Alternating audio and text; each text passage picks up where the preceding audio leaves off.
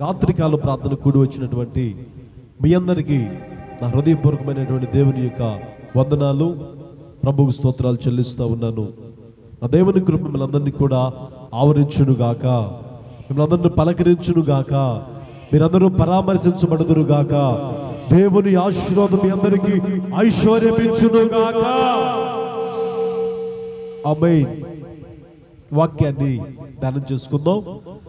కీర్తనలు 28వ కీర్తన 7వ వచనాన్ని మనం ధ్యానం చేసుకుందాం. 28వ కీర్తన 7వ వచనాన్ని మనం ధ్యానం చేసుకుందాం. యెహోవా నా ఆశ్రయము, నా కేడెము, నా హృదయము, ఆయన యందు నమ్మిక యుంచెను గనుక నాకు సహాయము కలిగెను. హల్లెలూయా. చక్కటి మాట కీర్తనకారుడు ఇక్కడ మనము తెలుసుకుంటున్నాం. దావీదు భక్తుడు ఎందుకు తన హృదయం నమ్మిక ఉంచిందనే మాట ఇక్కడ మనకి కనపడుతుందంటే, ఆ మొదట్లో చక్కని మాట ఒకటి అంటాడు. అదేంటంటే, నేను నా దేవునికి మొరపెట్టినప్పుడు, నేను నా దేవునికి ప్రార్థన చేయనప్పుడు, నేను ఆయనకి మొరలినప్పుడు ఆయన నా మొర ఆలకించునుగాక, నా మనవి ఆయన అంగీకరించునుగాక అని చెప్పి అతడు మొదలుపెట్టి ఇక్కడ 7వ వచనంలోకి వచ్చేటప్పటికల్లా ఒక చక్కటి మాట మనకు కనబడతా ఉంది. అదేంటని మనం దాన్ని గ్రహిస్తే గనక, నాకు ఎందుకు సహాయం కలిగిందంటే, జనులందరికీ ఎందుకు సహాయం కలగట్లేదు, తనతో ఉన్న వారికి ఎందుకు సహాయం రాలేదని దావీదుని అడిగితే ఆయన అనే మాట ఏంటంటే, నా హృదయము దేవుని యందు నమ్మిక ఉంచెను గనుక నాకు సహాయము కలిగెను. హల్లెలూయా. మరి సహాయం కలగాలి అంటే మనకు ఏమి కావాలి అంటే, మనము దేవుని యందు నమ్మిక ఉంచేవారుగా మాత్రం ఉండాలి. ఏం కలిగి ఉండాలి మనం ఈ రాత్రి? దేవుని యందు ఏం కలిగి ఉండాలి చెప్పండి అందరూ? నమ్మిక ఉంచాలి, అమ్మిక కాదు. ఏంటండి? అమ్మిక కాదు. దేవుని ఏం కలిగి ఉండాలి మనము? భగవంతునికి, భక్తునికి అనుసంధానమైనది. ఏంటది? ఆహా, మీకు తెలియదు, నేను చెప్పేది ఏముందండి అది. హల్లెలూయా. దేవుని యందు మనం ఏం కలిగి ఉండాలంటే నమ్మిక ఉంచాలి. దేవుని యందు నమ్మిక ఉంచితే ఏ కార్యాలు జరుగుతాయి. దేవుని యందు మనం నమ్మితే ఏ అద్భుతాలు చూస్తాము. దేవుని మనం నమ్మటం వలన మనకి ఏమి కలిగింది, దేవుని నమ్మితే మనకు వచ్చే విధానం ఏంటని టూకీగా 2 లేక 3 మాటలు చెప్పి నేను తొందరగా ఈ రాత్రి ప్రార్థన ముగిస్తాను. హల్లెలూయా, హల్లెలూయా. మరి దేవుని యొక్క వాక్యం ఎలాగో మనకు సెలవిస్తా ఉంది. దేవుని నామాన్ని మనం మహింపరుస్తూ ఉంటున్నాం. పూర్వ పితృడైనటువంటి అబ్రహాము జీవితాన్ని మనం పరిశీలన చేస్తే, అబ్రహాము గారిని మనము జ్ఞాపకం చేసుకుంటే, అబ్రహాం గారి యొక్క పరిస్థితి ఎలా ఉందని మనం ఆలోచన చేస్తే, ఆయనకి చాలా కాలముగా పిల్లలు లేరు. కానీ ఆయన దేవాతి దేవుడిని నమ్మాడు. అది అతనికి నీతిగా ఎంచబడింది. ఎవరైతే దేవుడు నమ్ముతారో వారి జీవితాలలో దేవుడు ఒక అద్భుత కార్యం చేయుటకు ఆయన ప్రారంభించే దేవుడై ఉన్నాడు. హల్లెలూయా. ఎక్కడికి వెళ్ళినా నాకు పిల్లలు లేరే, నాకు ఇది లేదు, నాకు అది లేదని చెప్పి అబ్రహాము గారు ఏ రోజు కూడా బాధ చెందిన వ్యక్తిగా కనబడలేదు.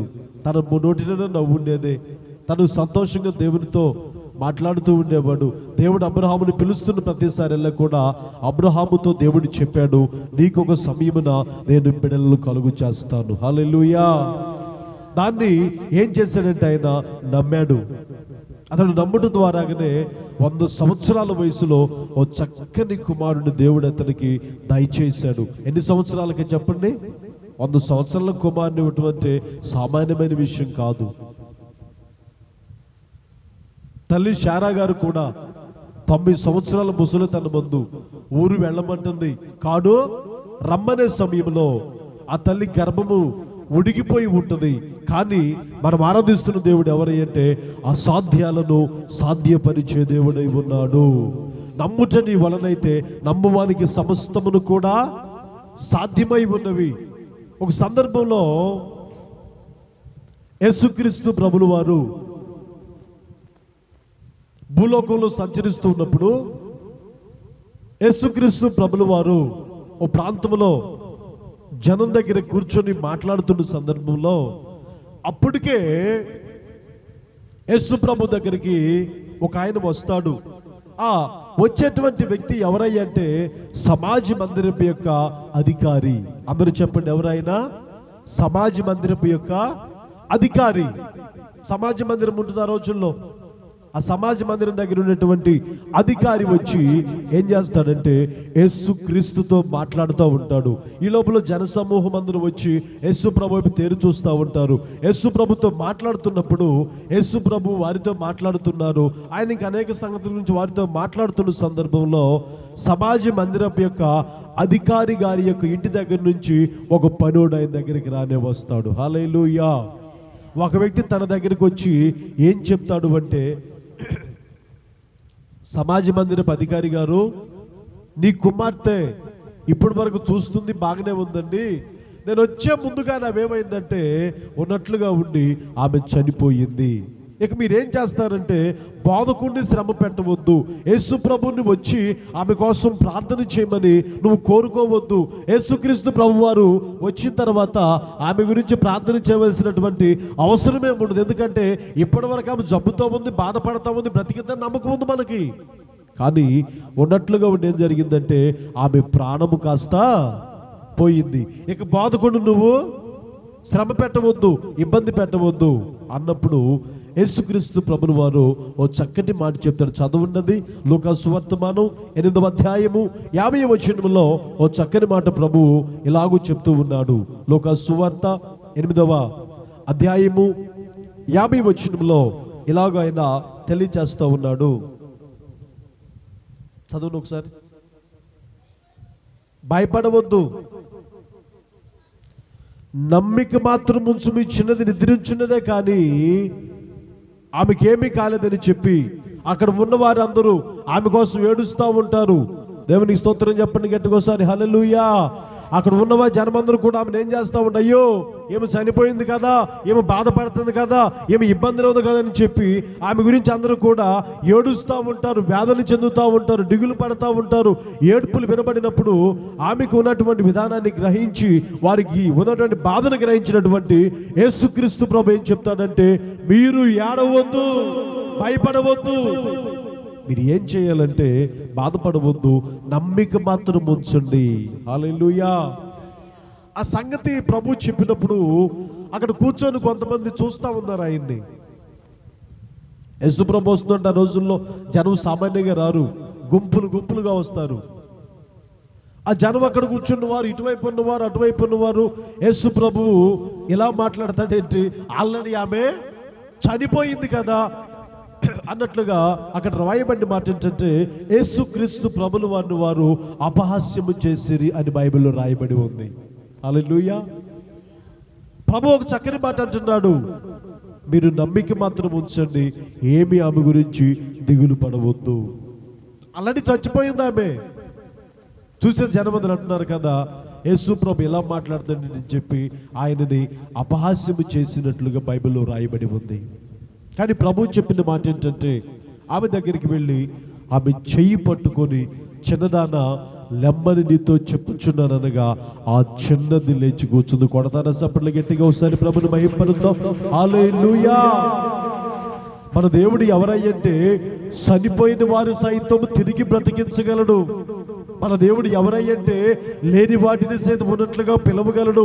మన దేవుడు ఎవరయ్యంటే ఉన్న వాటిని లేనట్లుగాను, లేని వాటిని ఉన్నట్టుగాను చేయుటకు సర్వశక్తి కలిగిన నజరేయుడైన యేసు. ఆయన చేయగలడు ఏదైనా. మన వల్ల చేసేది ఏంటంటే ఆయన యందు నమ్మిక మాత్రము మనము ఉంచితే చాలు, మన కళ్ళకు కట్టినట్లుగా కార్యాలను మనము చూచుదుముగాక. ఆ చిన్నది లేచినప్పుడు ఆ జనులందరూ విస్మయమందు, ఓయమ్మ అసలు ఈయనెవరని చెప్పి అన్నప్పుడు యేసుక్రీస్తు ప్రభు అక్కడ చక్కని మాట చెప్పాడు. అదేంటంటే, నేను ఇలా చనిపోయిన బతికించానని ఎవరితో మీరు చెప్పవద్దని చెప్పి ఆయన అక్కడి నుంచి వెళ్ళిపోయాడు. హల్లెలూయా. అది కాక ఇంకొక గ్రామానికి యేసుక్రీస్తు వారు తరచు వెళ్ళి వస్తూ ఉండేవాడు. ఆ గ్రామంలో ఒక ఇంటికి, ఒక కుటుంబానికి యేసు ప్రభు చక్కటి అనుబంధం కలిగి ఆ కుటుంబంలో ఉంటా ఉన్నాడు. ఆ కుటుంబంలో ఎంతమంది ఉంటారంటే ఇద్దరు అక్క చెల్లెండ్లో ఒక తమ్ముడు వారికి ఉంటాడు. హల్లెలూయా. ఇద్దరు అక్క చెల్లెండ్లు వారికి ఒక తమ్ముడు ఉంటారు. వారు ముగ్గురు ఆ ఇంట్లో ఉంటారు. వారిలో మొదట ఆమె పేరు ఏంటంటే భారతమ్మ గారు, ఇంకొక ఆమె పేరు మరియమ్మ గారు. నేను చెప్పినటువంటి తమ్ముడి పేరు ఏం పేరు? లాజర్ గారు. వారికి నేమ్ పెట్టిన పేరు ఏంటంటే ఎంఎంఎల్.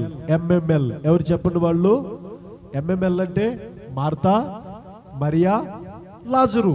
ఆ ఎంఎంఎల్ గారి కుటుంబం దగ్గరికి యేసుక్రీస్తు ప్రభులు వారు తరచు వెళ్ళొస్తూ ఉంటారు.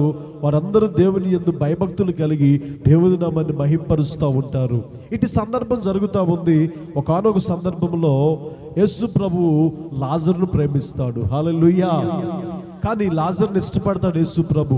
కానీ యేసు ప్రభు లాజర్ని ఇష్టపడతాడు. కానీ ఏ రోజైనా లాజర్ గారు దేవుని వాక్యం దగ్గర నుంచి కూర్చున్నట్లు కానీ దేవుని యొక్క మాటలు విన్నట్లు కానీ బైబిల్లో గ్రంథస్థం చేయబడలేదు. ఆమేన్. మరి ఇద్దరు అక్క చెల్లెలు ఉన్నారు కదా, వాళ్ళ పరిస్థితి ఏంటని మనం గ్రహిస్తే కనుక వాళ్ళిద్దరిలో కూడా ఒక ఆమెమో యేసు ప్రభు మా ఇంటికి వచ్చాడు, ఆయనకు ఆ వంటకం వండి పెట్టాలి, ఇది చేసి పెట్టాలి, అది చేసి పెట్టాలి, ఇది చేసి పెట్టాలి, యేసు ప్రభుకి అది చేయాలని పాప వంట మీద ఆ వంట పని ఇంటి పని మార్తమ్మ తల్లి చూసుకునేదే. ఇక ఇంట్లో దేవుని వాక్కు వినే వ్యక్తి ఎవరయ్యంటే మరియమ్మ గారు మాత్రమే దేవుని మాటలు వినడానికి యేసుక్రీస్తు పాదాల దగ్గర కూర్చొని పరలోక మర్మాలు తెలుసుకుంటూ ఉండేది. దేవుని వాక్యాన్ని ఆమె గ్రహిస్తూ ఉండేది. యేసు ప్రభు చెప్పిన మాటలు ఆమె చెవులారా వింటూ ఉండేది. ప్రభువుని గణపరిచేది. హల్లెలూయా. ఆ గణపరిచినప్పుడు ఏం జరుగుతుంది చెప్పమంటారండి? యేసు ప్రభుని అంటుంది, యేసు ప్రభువా, నేను కష్టపడి పని చేస్తున్నాను కదా, మరి నా సహోదరి అయిన మరియమ్మను కాస్త నాకు సహాయం చేయండి, మీరైనా పంపించవచ్చు కదా అని చెప్పి మార్తమ్మ గారు మరియమ్మ గారిని యేసుక్రీస్తు ప్రభువు రిక్వెస్ట్ అడిగినట్లుగా మనం గ్రహిస్తూ ఉన్నాం. ఇది ఇట్లా జరుగుతూ ఉంది. యేసు ప్రభు వచ్చినప్పుడల్లా మంచి మాటలు, ఉత్తమమైన దానిని, అందుకనే యేసుక్రీస్తు అంటాడు మార్తమ్మ గారితో, మార్తా మార్తా, నువ్వు విస్తారమైన పనుల వలన నాకు దూరం అవుతూ ఉన్నావు. ఈమైతే ఏమింటా ఉందంటే దేవుని యొక్క సన్నిధిని ఈమె ప్రేమించింది. హల్లెలూయా. ఈమె ఉత్తమమైనటువంటి మార్గాన్ని ఎన్నుకుంది. ఈమె దేవుని సన్నిధిని గ్రహించింది, దేవునితో కూర్చోవటం ప్రారంభించింది. కాబట్టి ఈమె ఉత్తమమైనటువంటి మార్గాన్ని తల్లి ఎన్నుకుంది అని యేసుక్రీస్తు ప్రభు చెప్తాడు. ఇది ఇలా జరిగిపోతా ఉంది. యేసుక్రీస్తు ఆ ఇంటికి వస్తూ ఉన్నాడు, వెళతా ఉన్నాడు, జరుగుతూ ఉంది. కొన్నాళ్ళుగా యేసు ప్రభు వారికి ఒక కబురు వచ్చింది. ఆ కబురు ఏంటంటే, నీవు ప్రేమించేటువంటి లాజరు రోగి జబ్బుతో పడి ఉన్నాడు, ఒకసారి వచ్చి అతనికి ప్రార్థన చేయండి ప్రభు అని యేసు ప్రభువుకి వాళ్ళిద్దరు అక్క చెల్లెళ్ళు కబురు పెట్టారు. కానీ యేసు ప్రభు మంచి బిజీగా ఉండటం ద్వారాగా ఎటు వెళ్ళినా దేవుని వాక్యము ప్రబలటం వలన అతడు ఎక్కడికి వెళ్ళి దేవుని వాక్యం చెప్తా ఉన్నాడు. పగలంతా సువార్త చెప్తున్నాడు. రాత్రి కొండకు వెళ్ళి అతడు మోకాళ్ళుని ప్రార్థన చేస్తూ ఉన్నాడు. ఇది జరుగుతూ ఉంది.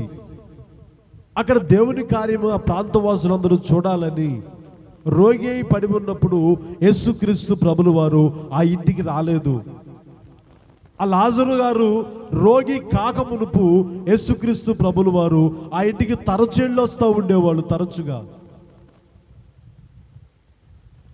ప్రభు కబురు వినపడింది, అయినా కానీ ప్రభు వారింటికి వెళ్ళలేదు. కొద్ది రోజులు జరిగిపోయింది. ఉన్నట్లుగా ఉండి లాజరు గారు ఏమయ్యారు చెప్పండి? ఏమయ్యారు? లాజరు గారు చనిపోయాడండి. లాజరు గారు చనిపోయిన తర్వాత వారి అక్కైనటువంటి మార్తమ్మ యేసుక్రీస్తు ప్రభువుకి సంగతి తెలిసింది. అల్లంత దూరాన ఊరి గవిని దగ్గరికి వచ్చి మార్తమ్మ ప్రభువుని అంటుంది కదా, ప్రభువా, నీవే కానీ ఇక్కడ ఉన్నట్లయితే నా తమ్ముడైన లాజరు చనిపోయేవాడు కాదు. అయ్యా, వాడు రోగ్యం ఉన్నప్పుడు నీ కబురు పెట్టాం కదా, ఓసారి వచ్చి మీరు ప్రార్థన చేస్తే వాడికి జబ్బు తగ్గాడు, బతికేవాడు కదా, మరి మీరు ఎందుకు లేట్ చేశారండి? అంతకు మునిపేమో మా ఇంటికి వచ్చి ప్రార్థన చేసేవాళ్ళు, అన్ని దేవుని మాటలు చెప్పేవాళ్ళు, ఎందుకు ఇలా చేస్తున్నారని చెప్పి మార్తమ్మ గారు ప్రభువుని అడుగుతుంది. కానీ ఏడుస్తూనే మాట్లాడుతుంది మార్తమ్మ గారు కూడా. ఎక్కడ మాట్లాడుతుందంటే ఊరి వెలుపటి గవిని దగ్గర బైబిల్లో రాయబడి ఉంది. హల్లెలూయా, హల్లెలూయా. ఆ ఊరి వెలుపల మాట్లాడుతున్నప్పుడు యేసు ప్రభు చెప్పిన మాట ఏంటంటే, అప్పటికి చనిపోయిన తర్వాత 2 రోజులకు రాలేదంటే అయ్యగారు, 4 రోజులకు రాలేదు యేసు ప్రభు. ఇప్పుడు లాజర్ గారు ఎక్కడున్నాడు చెప్పండి? సమాధిలో పెట్టబడి అప్పటికే ఎన్ని రోజులైంది? 4 రోజులు అయిపోయింది సమాధిలో పెట్టబడి లాజర్ గారు చనిపోయి. యేసు ప్రభు వస్తున్నాడని మరి ఆ మార్తమ్మ తల్లి విని ఊరి వెలుపలకు వచ్చి ఆయనతో మాట్లాడుతుంది. మీరు ఇక్కడ ఉంటున్న తమ్ముడు చనిపోయాడు కాదు కదా ప్రభు అని. కానీ మరియమ్మకి తెలిసింది యేసు ప్రభు వస్తున్నాడని. ఆమె ఏం చేస్తుందంటే తన ఇంట్లో కూర్చొని ఏడుస్తూ ప్రార్థిస్తూ ఉంది. హల్లెలూయా. ఆమె ఇంట్లో కూర్చొని ఏడుస్తూ ఉన్నది. ఆమె ఇంట్లో కూర్చొని బాధపడతా ఉంది. ఆ బాధను యేసుక్రీస్తు ప్రభు వారు చూసి ఆయన కూడా ఏడ్చాడంట. హల్లెలూయా. ఆమె కూడా మాట్లాడుతుంది. మార్తమ్మ మాట్లాడింది ఊరు బయట, ప్రభువా మీరుంటే నా తమ్ముడు చనిపోయేవాడు కాదని. కానీ మరియ తల్లి కూడా అక్కడ కూర్చొని ఏడుస్తూ ఉంది, ప్రభువా నీవే కానీ నా తమ్ముడు బతికేవాడని చెప్పి మరియ తల్లి ఏడుస్తుంటే యేసు ప్రభు కూడా ఆ మరియమ్మను చూసి ఆయన కూడా కన్నీళ్లు విడిచాడు. హల్లెలూయా. ఇప్పుడు ఎక్కడున్నాడు లాజరు అని అడుగుతాడు. లాజరు గారు ఇప్పుడు ఎక్కడున్నాడు? ఇంకేం ఎక్కడ ఉంటారండి బాబు, ఇప్పటికి ఆయన చనిపోయి 4 రోజులు అయింది, సమాధిలో ఆయన పెట్టబడ్డాడు, సమాధిలో ఉంటాడు. పక్కన వచ్చిన వాళ్ళందరూ అంటున్నాడు కదా, ఒరే యేసు ప్రభు శిష్యులు ఆ గ్రామానికి వెళదామంటే, ప్రభువా ఆ ఊరైతే మేము, ఎందుకంటే గతంలో ఆ ఊరు వెళ్తే రాళ్ళు మనల్ని కొట్టబోయారు కాబట్టి ఆ ఊరు మేము రావని చెప్పారు యేసు ప్రభు ఈ ఊరు వస్తానికి ముందే. కానీ అక్కడికి వచ్చి మళ్ళీ యేసు ప్రభు ఏమంటున్నాడంటే లాజరు ఎక్కడున్నాడు అంటున్నాడు. శిష్యులకు అర్థమవుతా ఉంది, పోయినసారి మనం రాళ్లతో కొట్టి ఇబ్బంది పెట్టబోయారు, ఇక మనము జారుకుందాం సర్దుకుందాం అనే స్థితిలో ఉంటున్న సందర్భంలో యేసు ప్రభు చక్కని మాట అంటాడు కదా, నమ్ముట నీ వలనైతే నమ్మువానికి సమస్తమును సాధ్యమే, నీవు దేవుని మహిమను కల్లారా చూడబోతున్నావు. ఆమేన్. నువ్వు కల్లారా చూడబోతున్నావు దేవుని మహిమని చెప్పి ఎక్కడున్నాడని చెప్పగా వెంటనే ప్రభు చెప్పారు వాళ్ళు, పలానా చోట ఉన్నాడని. ఇంకా వారిని తీసుకువెళ్ళి సమాధి దగ్గరికి వెళుతున్న సందర్భంలో జనులందరూ ఆశ్చర్యంగా చూస్తూ ఉన్నారు. ఆల్రెడీ బట్టి చచ్చిపోయి ఇప్పటికే ఆ ఊరు జనమందరూ చెప్పుకుంటా ఉన్నారు. ఆ సమాధి కాడికి వెళ్ళి ఒకవేళ ఆ సమాధిని ఏమైనా వాళ్ళు చూసి వస్తారని చెప్పి అనుకొని ఆలోచన చేసి ఉంటారు అందరూ కూడా. ఆడకు వెళ్ళి యేసుక్రీస్తు ప్రభు వారు ఏం చేశారంటే ఆ రాయిని కాస్త దొర్లించండి ఆయన అన్నాడు. రాయిని దొర్లించారు. వస్త్రాలు చుట్టబడి చనిపోయి 4 రోజులు అవుతుంది, సమాధిలో పెట్టబడ్డాడు.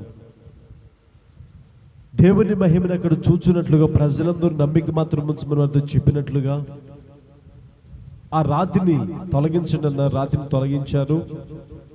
ఆ ఒంటికి శవపేటకు చుట్టూ ఉన్నటువంటి కట్లన్నీ కూడా అలానే ఉన్నాయి. తనకి యేసు ప్రభు చక్కని మాట అంటున్నాడు, లాజరు బయటికి రమ్మని పిలుస్తున్నాడు. హల్లెలూయా. అప్పటికి ఎన్ని రోజులు అవుతుంది చెప్పరేంటండి?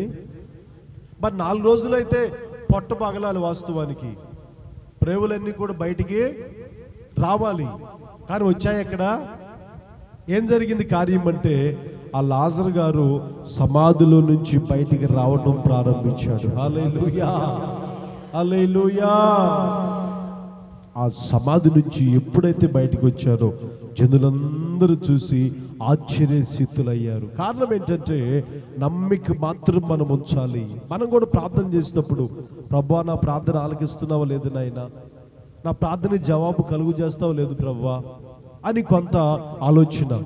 కొంతమంది ప్రార్థన చేసేటప్పుడు సగం కళ్ళు తెరిచి ప్రార్థన చేస్తూ ఉంటారు, సగం కళ్ళు తెరిచి సగం కళ్ళు మూసి ప్రార్థన చేస్తారు. ఎందుకంటే 2 కళ్ళు కంప్లీట్గా మూసి చాలా మంది ప్రార్థన చేయరు. ఎందుకంటే ఈ లోపల ఏమన్నా దురాత్మలు వచ్చి మన మీద పడతాయేమోనని చెప్పి ఒక్కను తెరుస్తారు, ఒక్కను మోస్తారు. ఇటు పక్క చూస్తారు, ఇటు పక్క చూస్తారు. వారి కార్యాలు జరుగుతాయి అంటారా?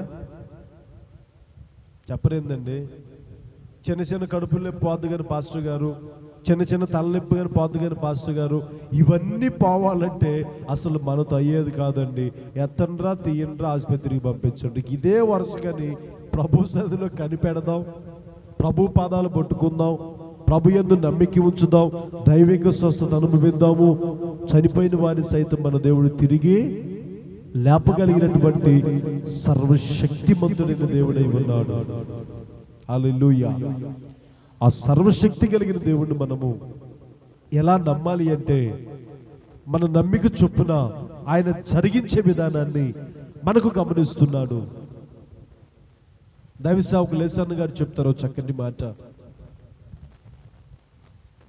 ఏదో సందర్భంలో ఉల్లిపాయల ధర కిలో 50 రూపాయలు అన్నారంట ఉల్లిపాయలు అమ్మేవాడు. ఆమె ఏం ఆలోచించిందంటే, ఇప్పుడే కిలో ఉల్లిపాయల ధర 50 రూపాయలు అయితే ఇక రాబోయే రోజులు ఎంతోనని చెప్పి అందంట. అంతే మైండ్ పోయిందంట. అది పెద్ద ఆయన చెబితేనే బాగుండిద్దేమో నాకు తెలిసి. హల్లెలూయా. ఒక వాక్యం చెప్పి నేను ముగిస్తాను. ఇర్మియా ప్రవచన గ్రంథం 31వ అధ్యాయము 17వ వచనాన్ని మనం చదువుకుందాం. ఇర్మియా ప్రవచన గ్రంథం 31వ అధ్యాయము 17వ వచన భాగాన్ని మనం చదువుకుందాం. సరే చదవండి. 17. రాబోవు కాలమందు నీకు మేలు కలుగునని, స్తోత్రం కలుగును గాక.